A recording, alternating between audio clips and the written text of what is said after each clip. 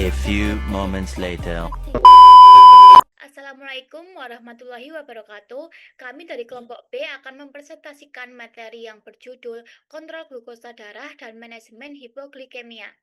Kelompok kami terdiri dari teman saya ada Saya Sekar Ayu Apsari. Saya Regia Nurmala Dewi. Saya Caira Mardani Karina. dan saya Syakira Kansa Khairunisa.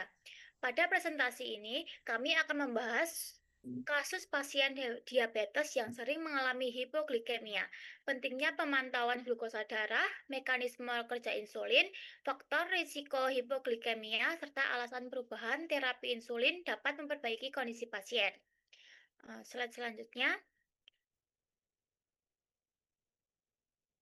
Pada kasus ini, terdapat seorang pasien laki-laki berusia 28 tahun yang telah menderita diabetes sejak lahir. Pasien sering mengalami hipoglikemia berat hingga harus dirawat di rumah sakit sekitar 2 kali setiap bulan. Terapi awal yang digunakan adalah insulin premix mixed-start sebanyak 40 unit pada pagi hari dan 30 unit pada malam hari. Hasil laboratorium menunjukkan kadar glukosa puasa sebesar 10,7 mol per liter dan HbA1c 6,9%. Sedangkan fungsi hati, ginjal, tiroid, dan profil lipid masih dalam batas normal. Karena hipoglikemia sering terjadi, dokter mengganti terapi menjadi insulin glargin sebagai insulin basal dan insulin aspart sebagai insulin prandial. Setelah pergantian terapi, frekuensi hipoglikemia menurun dan kondisi pasien menjadi lebih baik. Slide selanjutnya. Selanjutnya, saya akan menjelaskan mengenai Self-Monitoring of Blood Glucose atau SMBG. SMBG adalah pemeriksaan kadar glukosa darah yang dilakukan sendiri oleh pasien menggunakan glukometer.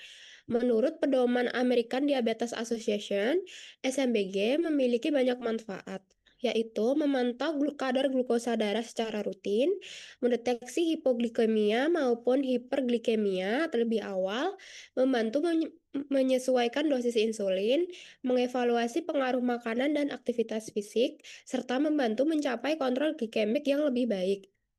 Pada kasus ini, SMBG sangat penting karena pasien memiliki riwayat hipoglikemia berat.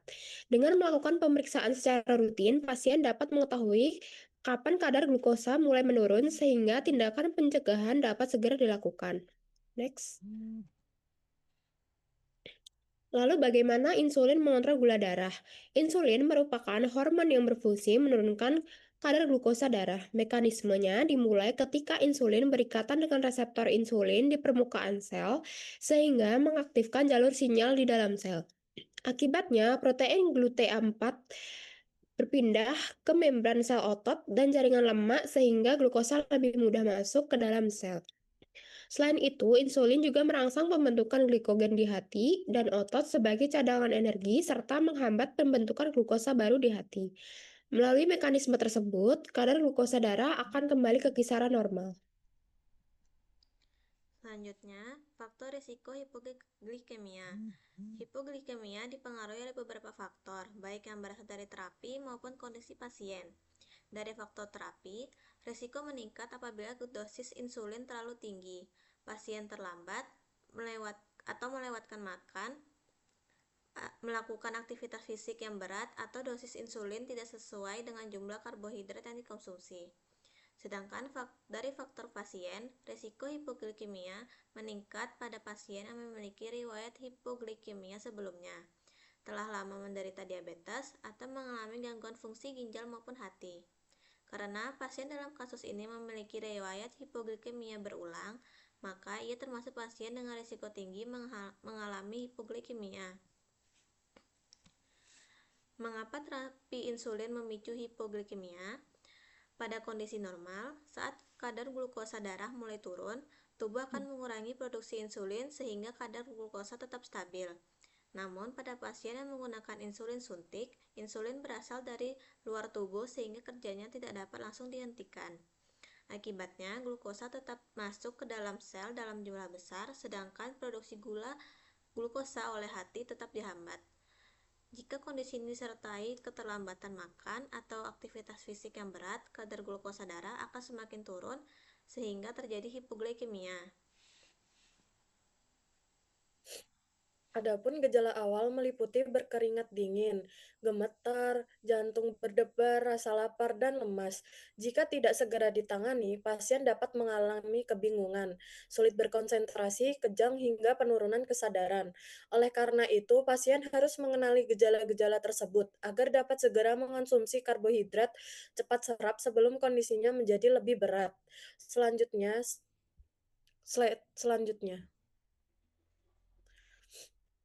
Jadi, sebagai penutup, dapat kami simpulkan beberapa hal penting, yaitu pertama, self-monitoring of blood glucose atau SMBG sangat penting bagi pasien diabetes yang menggunakan insulin karena membantu memantau kadar glukosa darah serta mencegah terjadinya hipoglikemia.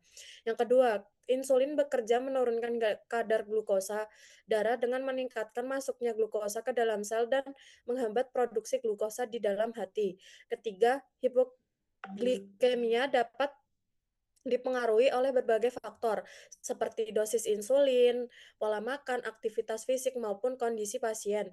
Dan yang terakhir, perubahan terapi dari insulin premix menjadi kombinasi insulin glargin sebagai basal dan insulin aspart sebagai bolus memberikan pola kerja yang lebih menyerupai insulin fisiologis, sehingga kontrol glikemik menjadi lebih baik dan risiko hipoglikemia dapat berkurang.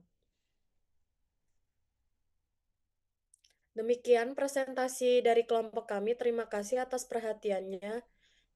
Wassalamualaikum warahmatullahi wabarakatuh.